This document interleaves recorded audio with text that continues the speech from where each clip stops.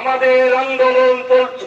আমাদের মাননীয় মুখ্যমন্ত্রী মমতা বন্দ্যোপাধ্যায় তিনি ব্যর্থ ভাষায় বলেছেন, এই আমরা মানছি না, মানব না, বাংলায় কেন ভারতবর্ষে এই ওয়াকফ প্রত্যাহারের দাবিতে আমাদের আন্দোলন চলছে।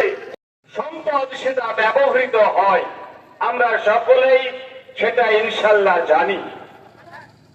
সুদীর্ঘদিন থেকে একটা ওয়াকফ বোর্ড আছে, সেখানে একজন সিও আছে, CO chief executive officer, SDO র্যাঙ্কের একজন অফিসার আছেন।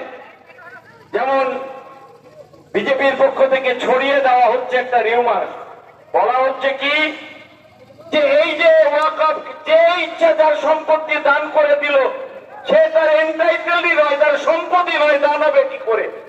তো সেখানে একজন চিফ এক্সিকিউটিভ অফিসার এসডিও র্যাঙ্কের একজন অফিসার আছেন। যেমন ডোমকলে এসডিও আছেন, তিনি এই সাব ডিভিশন পরিচালনা করেন। ওয়াকফ বোর্ডে যখন সরকারি একজন অফিসার আছেন, যিনি এই সম্পদ ঠিক আছে কিনা, রেকর্ড ঠিক আছে কিনা, এবং এর কাগজপত্র ঠিক আছে কিনা, এবং যে ওয়াকফ করেছে সে তার মালিক কিনা, একটু হিয়ারিং করে দেখে নিয়েই সেটা এন্টাইটেল হয়, ওয়াকফের সম্পত্তি হিসেবে গৃহীত হয়।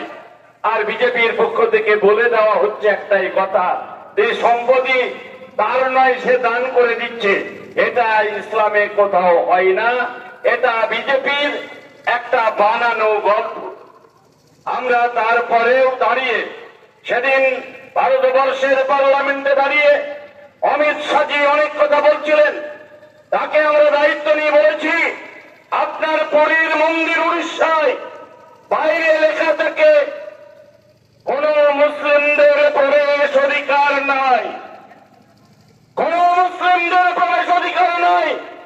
উড়িষ্যায় পুরীর মন্দির, ভারত বিখ্যাত মন্দির, সে মন্দিরের সামনে লেখা আছে। সেখানে গিয়ে তো আপনার মাতব্বরি চলে না, সেখানে গিয়ে তো বলতে পারেন না। আর মুসলিম ভাইদের নিজস্ব সম্পদ যেটা আল্লাহর হস্তে দান করা হয়েছে, সেই সম্পদ কেড়ে নেওয়ার জন্য এত আপনার মন আনচান করছে, ভাবতে অবাক লাগে। ভারতবর্ষের পার্লামেন্টে 542টা সিট, একটা মুসলিম এমপি নাই। মাইনরিটিতে দেখবার জন্য একটা মিনিস্ট্রি নেই। মুসলিমদের এত অবহেলা আর মুসলিমদের সম্পদের দিকে এত লোলুপ দৃষ্টি যেন লাল পড়ে যাচ্ছে।